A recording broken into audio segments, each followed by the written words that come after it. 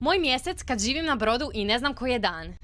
Glavne stavke mog rasporeda biti će je li dan na oceanu ako putujemo. Ako smo na kopnu, gdje smo na kopnu, u kojoj smo luci. Zapravo meni ni ne znači ništa ovo ponedjeljak, utorak, srijeda, četvrtak, petak. To ne mogu ni pobrisat, zato je to tu.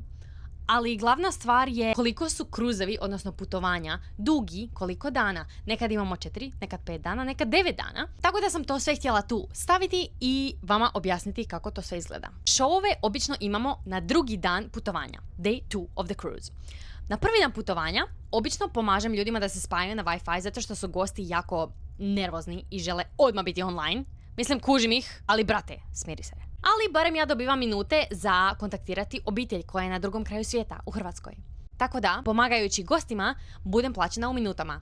Jej! Nebitno trenutno, zato što želim objasniti ovo. Znači, putujemo po Karibima. Danas je 13.7. i bili smo na Bermudi. 14.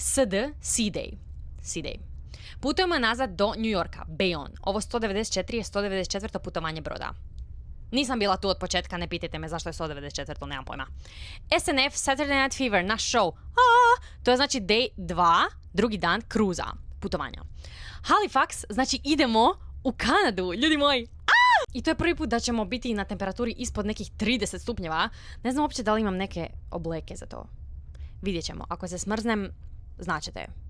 Otvaramo In Concert, to je naš drugi show, petak, 18. I nemam nikakvog, nisam tu napisala SD, na primjer, Sea Day. Nismo na kopnu, nego smo na oceanu.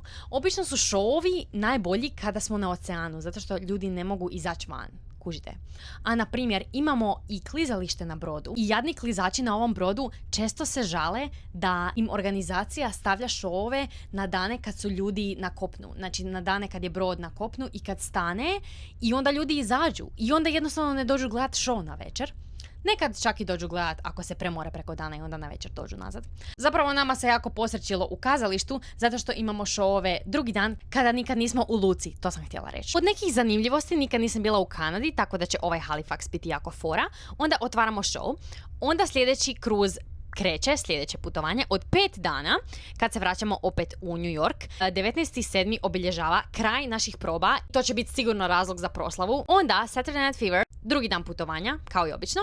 I onda je Bermuda napisana preko 2 dana. Zašto? Zato što brod staje preko noći u Bermudu i tu zapravo možemo izaći na večer i ostati vani na večer. Mislim, ljudi će se zabrinuti ako ostaneš na večer preko noći van s broda, kao, a nikom nisi javio, trebaš kao nekom javiti. Ali to se baš ne preporuča, tako da svi se obično vrate do ponoći. Nakon što se malo zabave na kopnu, if you get what I mean. Onda 23. nemamo ništa, apsolutno o planu.